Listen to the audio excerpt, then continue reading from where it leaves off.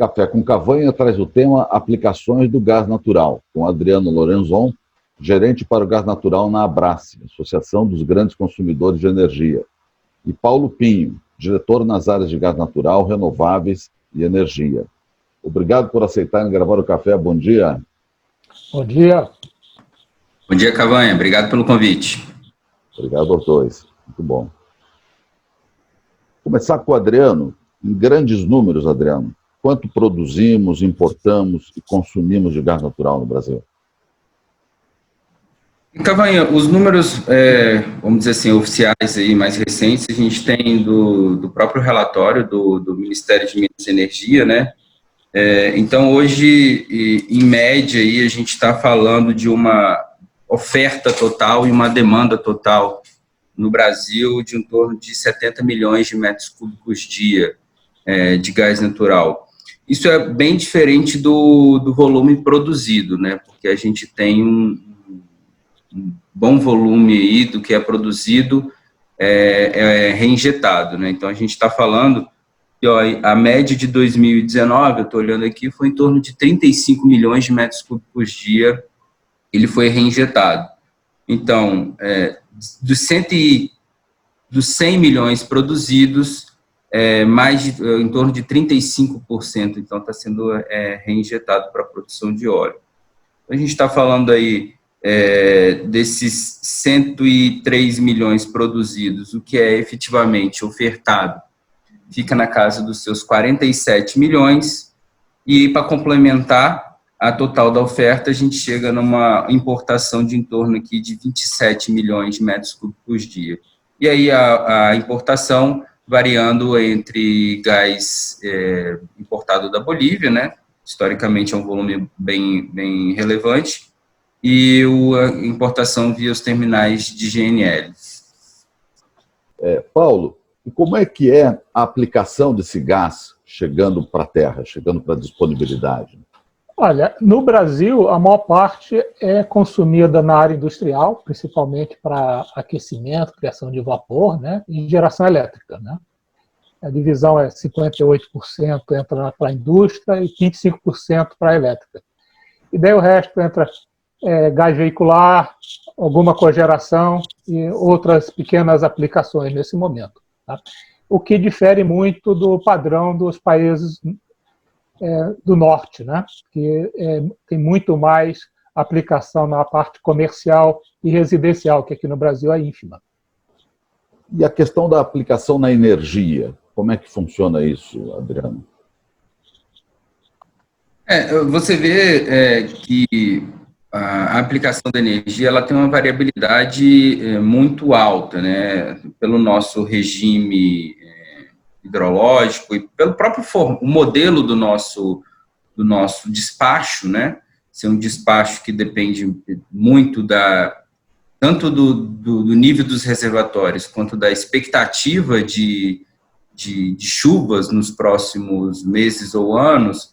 Isso tem uma variabilidade muito grande. É claro que cada térmica tem o seu contrato, tem a sua inflexibilidade, ou seja, despache ou não despache de acordo com algumas cláusulas estabelecidas no leilão que ela ganhou e assinou o contrato, mas, via de regra, isso varia bastante. Se a gente pegar o ano de 2019, por exemplo, a gente vê que a geração termoelétrica, um mínimo mensal aqui, foi em janeiro de 2019 e consumiu, em média, 13 milhões de metros cúbicos dia. E o máximo chegou no mês de outubro a 30 milhões de metros cúbicos dia. Então, é realmente uma variação muito grande, que impacta, obviamente, diretamente no sistema como um todo. O sistema que hoje a Petrobras, querendo ou não, que acomoda essas variações, mas a gente migrando para um modelo mais de mercado, essas variações vão ter que ser acomodadas por os próprios instrumentos de mercado. E essa é a melhor aplicação que tem, Paulo, energia? Ou quais são as melhores aplicações? E onde fica a petroquímica nisso tudo? Olha, eu acho que a gente tem que retornar um pouquinho, né? Se a gente vai falar de petroquímica, mas só voltando um pouquinho na parte do consumo do Brasil, a variabilidade que a gente vê muito do lado da térmica, a variabilidade do consumo de gás no mundo todo é a norma, não é a regra, né?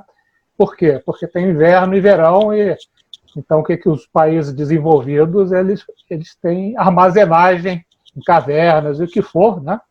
Para fazer frente a essa variabilidade. As variabilidades talvez não sejam tão rápidas ou frequentes como no Brasil, mas ao longo do ano elas ocorrem de uma forma significativa.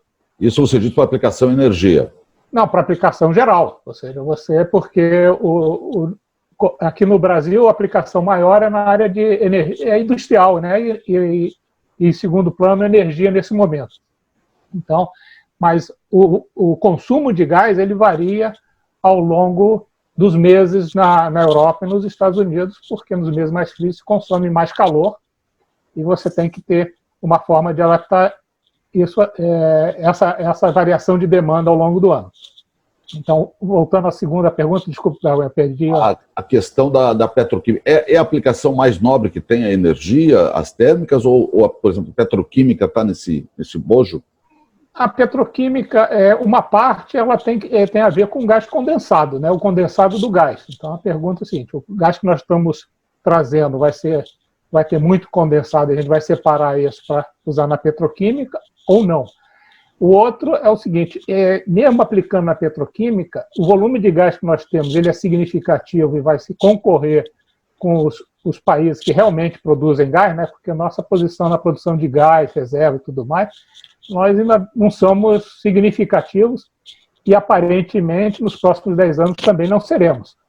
Então, esse tipo de aplicação demanda projetos grandes, de escala e tudo mais. Então, a pergunta é a seguinte, vamos ter escala? E daí, pensando em escala, a escala vai ficar onde? Daí você tem que ver quanto é o investimento em infraestrutura que vai ter para viabilizar um projeto em petroquímica desse tipo. Agora, Adriano, quando a gente fala em grandes consumidores de energia, você está falando das térmicas, é isso mesmo? Quantas nós temos? Como é que funciona isso? Na verdade, as térmicas são, obviamente, unidades fabris que vão ter um consumo unitário ali bastante relevante. A gente está falando aí um número bem... uma proxy, né, aproximada desse valor. Uma termoelétrica de 1 gigawatt vai consumir algo em torno aí de seus 4 milhões, 5 milhões de metros cúbicos por dia, o que dificilmente uma unidade industrial teria esse volume, vamos dizer assim, 4 milhões de metros cúbicos por dia. Uma usina termoelétrica de 1 gigawatt é uma usina bastante grande, uma usina bastante relevante do ponto de vista do sistema elétrico.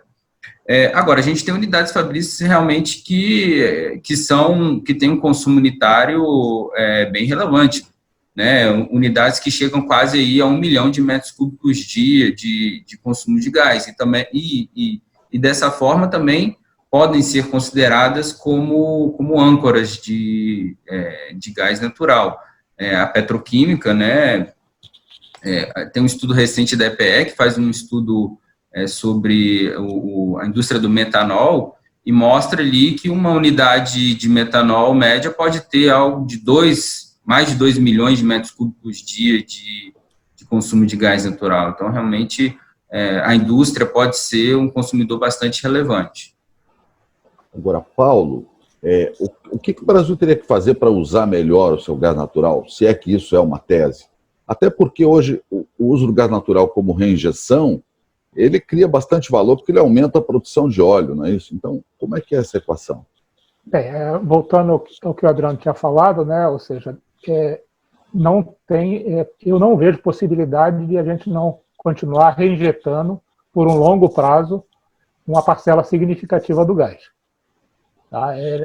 O gás é a energia dos reservatórios, e se você tirar as energias dos reservatórios, a forma de tirar petróleo vai ser muito mais cara do que injetando gás. Então, agora, o gás aqui na Bacia de Campos, Santos, eles têm alguns ingredientes que não são necessários e não têm valor para trazer em terra. Um deles é o CO2. Então, obrigatoriamente, você tem que reinjetar o CO2 que, porventura, seja produzido e separado nas plataformas. Eu não sei a quantidade hoje qual é de cada campo, mas alguns campos essa quantidade é expressiva, e vai ter um momento que você tem que pensar o que vai fazer desse CO2. O gás produzido no Brasil não é só o gás natural, metano, butano e o que for aí, que vai estar vindo em terra. Então nós temos que separar e ver qual é a forma mais econômica para trazer esse gás em terra para ser usado em terra. O que eu vejo hoje, devido ao investimento em infraestrutura necessária, e como o Adriano disse, as térmicas são um grande consumidor de gás, a forma inicial de viabilizar essa produção e criar a infraestrutura inicial para esse gás vir para a terra e tudo mais é botar ele em térmica, que vão ser altamente necessárias no Brasil, se o Brasil crescer, que ele vai servir de base e vai dar exatamente o balanço necessário que as energias renováveis, eólica e solar, estão trazendo também para trazer para o mercado. Eles vão ser o buffer e vai ter que botar muita energia térmica aí. Agora, como tratar a variabilidade dessa produção térmica, também acredito que nós vamos ter que começar a pensar em investir em como armazenar esse gás para essas variações que vamos ter. Então, é muito investimento, o nosso consumo ainda relativamente é baixo, e falam-se em 10 anos dobrar esse consumo, que também não vai nos colocar como um dos maiores consumidores de gás do mundo, vamos estar longe disso ainda, mas os usos de gás podem ser feitos, e entendo que quanto mais próximos da fonte de produção de gás, melhor. Ou seja, então acho que isso é uma oportunidade tanto para o estado do Rio de Janeiro quanto talvez para o de São Paulo, para trazer algumas indústrias para usar esse gás de uma forma mais efetiva. Adriano, quer dizer, nós teremos demanda futura para atrair todo esse investimento? E a segunda pergunta, quer dizer, quem é o investidor dessa infraestrutura? Não é o Estado, obviamente. Não, claro que não. Esse novo volume de gás, ele precisa, além das próprias infraestruturas de EIP, de exploração e produção, precisa das estruturas de escoamento. Existem, fora o gasoduto, existem outras tecnologias sendo estudadas, mas o gasoduto é o mais natural para o volume que deve ser escoado. Então, tem a infraestrutura de escoamento, a infraestrutura também de processamento de gás, que gera os líquidos, os condensados de gás, como o Paulo falou, que podem ser utilizados pela petroquímica, e possivelmente, dependendo da localização do campo, ainda alguma infraestrutura de transporte. Então, ponto de vista do investidor, seria o próprio produtor, naturalmente, não necessariamente, mas naturalmente seria o produtor que investiria tanto na parte de escoamento quanto na parte do processamento do gás. E o transportador seria o investidor para um gasoduto de transporte que necessitaria para fazer a interligação. Agora, sua outra pergunta, do ponto de vista, vai ter demanda, né? Realmente existe sempre esse caminho natural de eleger as termoelétricas como âncoras naturais por causa do seu volume e por causa da sua possível representatividade aí para o setor elétrico, firmar as renováveis, tem toda essa discussão aí, inclusive, que está acontecendo agora no próprio PLS 232, do novo marco legal do setor energético. Agora tem uma questão que eu acho que os produtores e a gente também como consumidor necessita, que é olhar para o que a gente tem hoje. Então, como eu disse, a gente tem hoje 27 milhões de metros cúbicos dia de gás importado. Naturalmente, 27 milhões de metros cúbicos dia pode ser deslocado por produção nacional. Então, se você tem um novo entrante e as infraestruturas, especialmente de transporte, estão disponíveis, esse novo produtor teria condição de deslocar 27 milhões de metros cúbicos dia na base, consumo industrial ali, possivelmente, firme, para garantir a sua produção. Então, assim, é óbvio que a gente tem que olhar novos projetos como âncoras para novos investimentos. Eu não estou falando que isso não deve ser feito, mas eu acho que também deve ser dado um pouco mais de enfoque no consumo atual, que pode deslocar gás natural importado. E isso é uma questão de mercado, de ser mais competitivo do que o gás natural que está chegando da Bolívia ou de GNL. Interessante esse ponto do Adriano, né, Paulo? Porque é uma questão de mercado, mas é uma questão também de regulação, legislação, ambiente de investimento. Como é que a gente está isso no Brasil hoje, em termos de regulação e legislação? É evoluindo, né? Mas ainda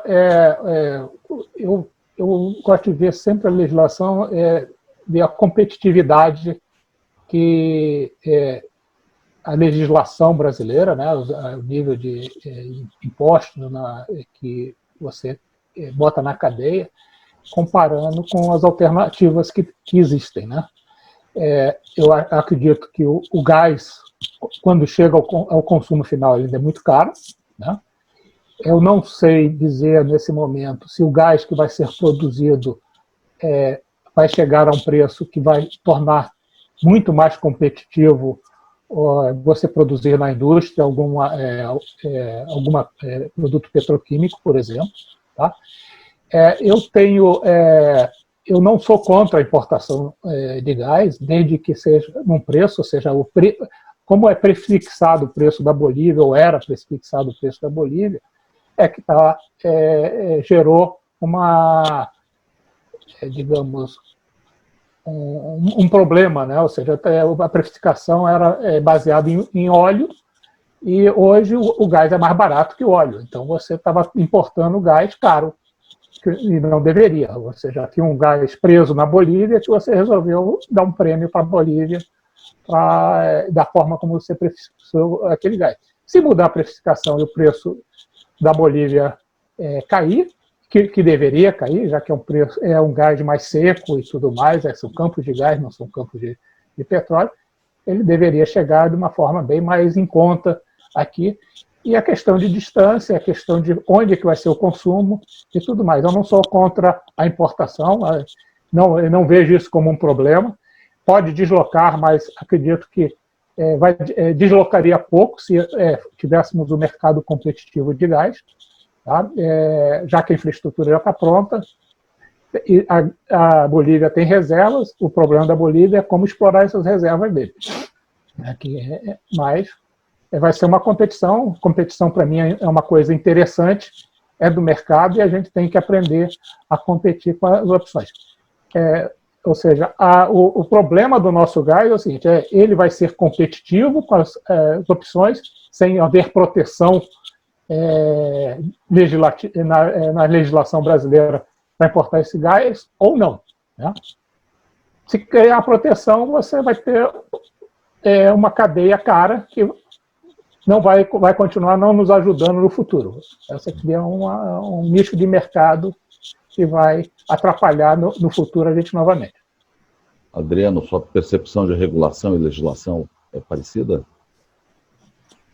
Olha, a minha percepção de regulação, como a gente está hoje, olhando especificamente sobre essa possibilidade futura de gás natural.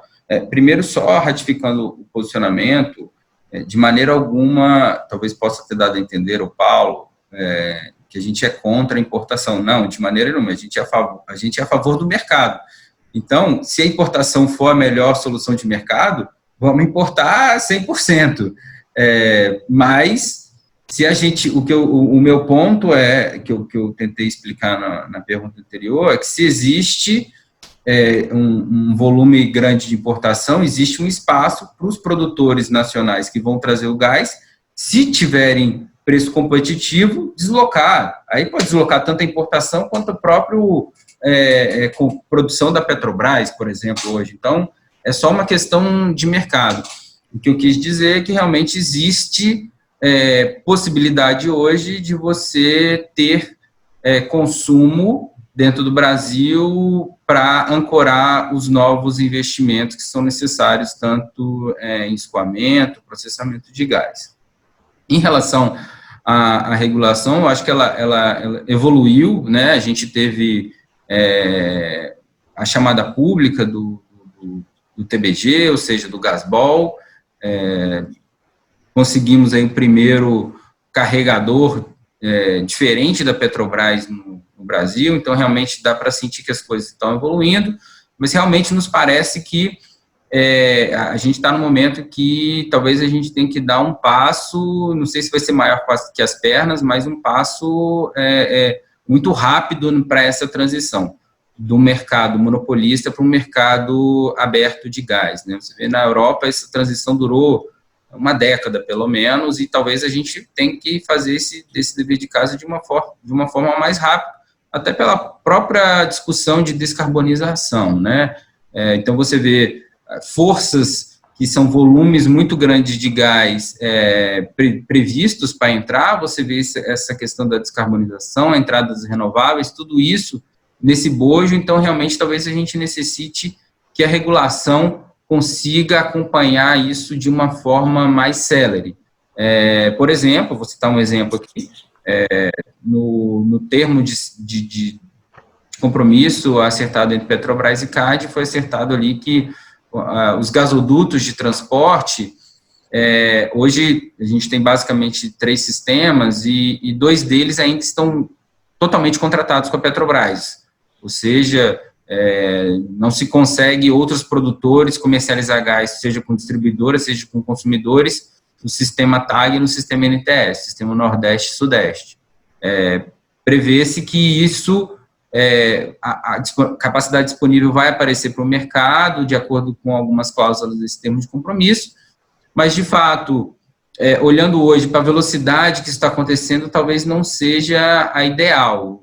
Que a gente gostaria que isso realmente acontecesse esse ano, até para usufruir de alguns benefícios que a gente pode ter com essa crise global que está acontecendo aí, seja no GNL, seja no petróleo. Paulo, a questão internacional do gás agora, essa crise importante que acontece, inclusive a Rússia tentando levar o gás dela cada vez mais longe. Como é que você está vendo isso?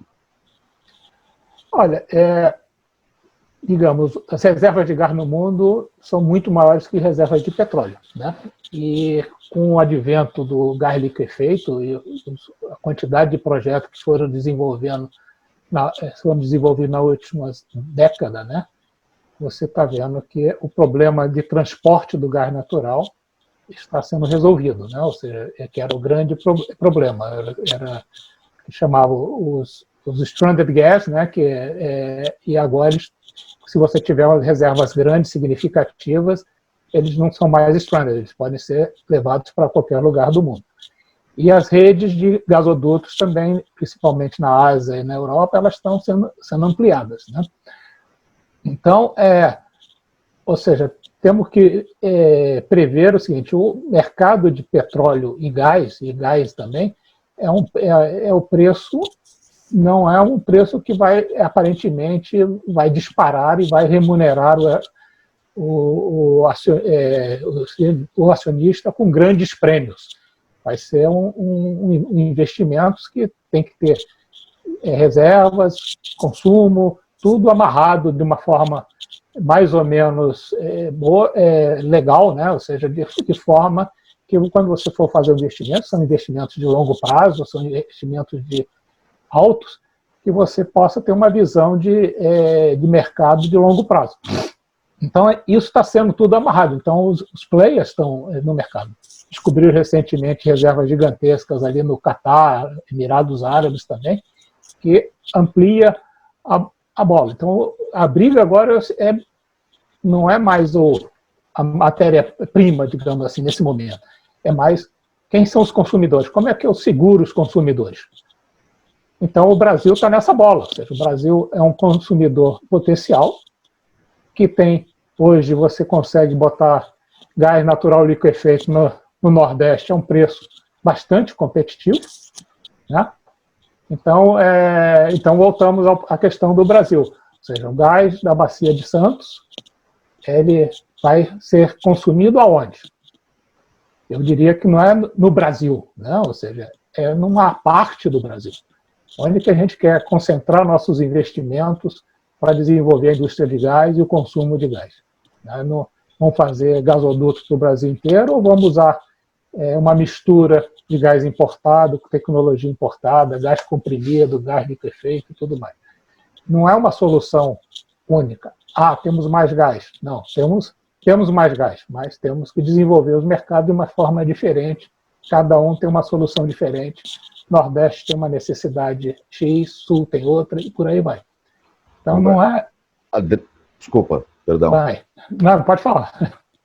Não, eu ia pegar o Adriano para perguntar o seguinte, Paulo. E a Braskem está estudando essa questão das garantias de abastecimento, porque o grande consumidor ele precisa ter a garantia do abastecimento. Como é que funciona essa visão?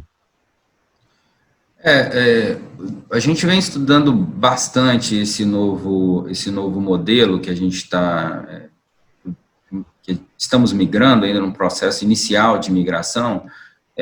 O que a gente viu, e aí, como a gente está se espelhando, esse modelo foi implementado pela Europa, a gente está utilizando os países europeus como benchmark para fazer como que eles fizeram essa transição, até para a gente fazer talvez de uma forma mais célere e mais tranquila, vamos dizer assim. Então, dentro desse modelo, né, onde cada transportador opera o seu sistema e eles fazem acordo entre si para garantir o equilíbrio do sistema, né? Não existe um agente, não existe uma ONS do gás. Cada transportador é responsável pelo equilíbrio do seu sistema, eles fazem acordo entre si para manter o equilíbrio do sistema integrado, e mantendo aí a garantia de abastecimento tanto das indústrias como de todos os consumidores. O grande ponto que há realmente um receio é que não existe muito instrumento que a gente chama de balanceamento, ou seja, para manter, caso alguém falhe, tanto na injeção quanto no consumo de gás, né, e o sistema perca esse equilíbrio. No Brasil, a gente não tem muitos instrumentos para isso. Os instrumentos muito utilizados na Europa são os próprios terminais de GNL, que hoje a gente tem no Brasil, mas são da Petrobras, né, os que estão interligados ao sistema são da Petrobras, então dependeria da Petrobras. E as próprias estocagens de gás natural, que também poderiam prover esse serviço auxiliar, né, de balanceamento do sistema, manutenção de equilíbrio.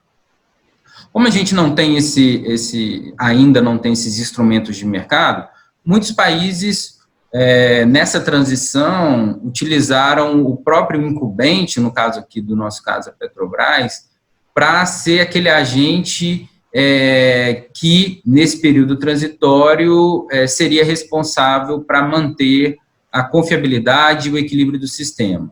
Então, isso foi utilizado na Europa, o que é uma proposta bastante interessante para garantir que essa transição seja feita de uma forma confiável, e em nenhum momento a gente fala que, né, em sendo a Petrobras assumir esse papel, ela pode efetivamente ser justamente remunerada por esse serviço. Só tem que ser, essa conta ela tem que encontrar um meio termo que seja factível, né, que não seja custos disruptivos, na medida em que não, é melhor a gente manter o incumbente tomando conta disso tudo, mas também que sejam remuneração justa para que ela faça esse serviço auxiliar nesse período de transição. Certo, ok, beleza. Bom, eu então pedi para a gente passar para as conclusões. Ia começar com o Paulo. Paulo, você fazer um apanhado daquilo, até que você deixou de dizer que poderia ser dito e você tem interesse em falar, né? E suas conclusões desse tema, se você permitir. Perfeito. Digamos, eu vejo o Brasil como uma oportunidade, né? Ou seja, que o gás natural tem muitos usos, né? E acho que, como âncora, ter a termoelétrica para o consumo desse gás é uma oportunidade maravilhosa, né? E é melhor ainda porque o consumo da eletricidade no Brasil está basicamente na região sudeste e o gás também. Então, é uma junção de oportunidades quase únicas no mundo, né? Você tem um gás produzido a 200 quilômetros, 300 quilômetros da costa e o mercado consumidor de quase 100 milhões de habitantes num raio de 500 quilômetros de distância. Isso é o que traz tudo isso numa competitividade fantástica, né? O uso do gás para outras atividades no Brasil, para aquecimento residencial, aquecimento comercial, essas coisas todas, ele é mais limitado. E tanto para a área de veículo, com as novas tecnologias e tudo mais, reforço que com o advento de carros elétricos e tudo mais, talvez a parte termoelétrica, a produção de termoelétrica, seja o melhor. Temos que pensar de tratar da volatilidade, que é a armazenagem de gás. Como é que você faz a armazenagem de gás para tratar esses problemas da mudança de consumo do gás, que eles ocorrem tanto na fase sazonal grande, anual, como em picos horários, né? Ou seja, consome-se mais durante o dia do que à noite, por aí vai. Mas a oportunidade está aí, tem campos na área de indústria, de fertilizantes e tudo mais, pode ser pensado. Agora, não podemos nunca perder o seguinte, temos que ser competitivos, então, com o que é ofertado para nós vindo lá de fora. E acredito que uma barreira tarifária seja uma besteira. Eu sempre falo que tarifa não é incentivo. Quando a gente fala, vamos reduzir a tarifa, você não está dando incentivo. Você está diminuindo o encargo que você está botando na indústria. Então, se a gente começasse do zero e ver qual é a tarifa que a gente se torna competitivo, eu acho que seria muito mais interessante, em vez de sair de uma tarifa como a gente tem aqui no Rio de Janeiro, de 28%, 30% e poucos por cento na gasolina aqui, que torna-se quase impossível consumir combustível aqui nesse estado, ver de uma forma maneira. Vamos zerar e ver qual é o nível, qual a taxa de equilíbrio que torna-se a gente ainda competitivo com o resto do mundo. Muito obrigado. Adriano, por favor, suas conclusões. Considerações finais, Cavan e Paulo, olhando aí do ponto de vista da Abrace e das indústrias, um recado final, efetivamente, como as indústrias podem ser utilizadas como base para receber esse novo gás produzido, né? Acho que tem diferentes níveis de como que a indústria pode assumir isso. A gente tem o consumo atual, que de alguma certa forma, se o novo gás for competitivo, pode deslocar o fornecedor atual. A gente tem o consumo que pode ser aumentado de gás natural com concorrência com outros alternativos, aí eu estou falando do coque metalúrgico, ou do carvão, ou da biomassa. A gente viu nos últimos anos vários, e mesmo dentro da base da Brás, vários industriais migrando alguns processos para biomassa, porque estava mais competitivo do que o gás natural. Então, a gente vê que também existe uma parcela aí de consumo que pode aumentar, no caso da indústria, pela competição com os outros energéticos. Olha, o combustível, que é o natural, o GLP, etc., mas acredito que realmente existem um quinhão aí, um volume que o gás natural, em sendo mais competitivo, pode deslocar outros energéticos. E tem um outro consumo, que aí é até mais estrutural, que são novas plantas, novas indústrias, efetivamente. É o que a gente quer, eu acho que é o que o Paulo Guedes pensou quando ele falou em reindustrialização a partir do gás natural.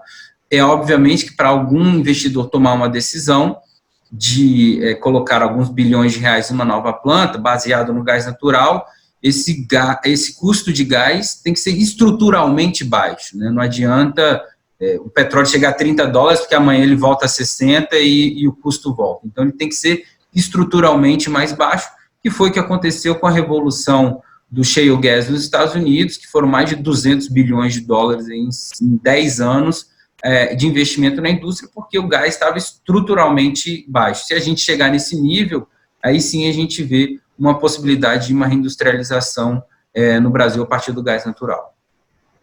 Está ótimo. Gostaria, então, de agradecer a Adriano Lorenzon e Paulo Pinho pela conversa, pelo tempo que dedicaram aí ao nosso café. Muito obrigado. Obrigado, Cavanha. Obrigado, Adriana, pela oportunidade também. Obrigado, Paulo. Obrigado, Cavanha. Foi bem prazeroso. Um grande abraço. Um abraço. Bom dia a todos. Bom dia a todos. Obrigado.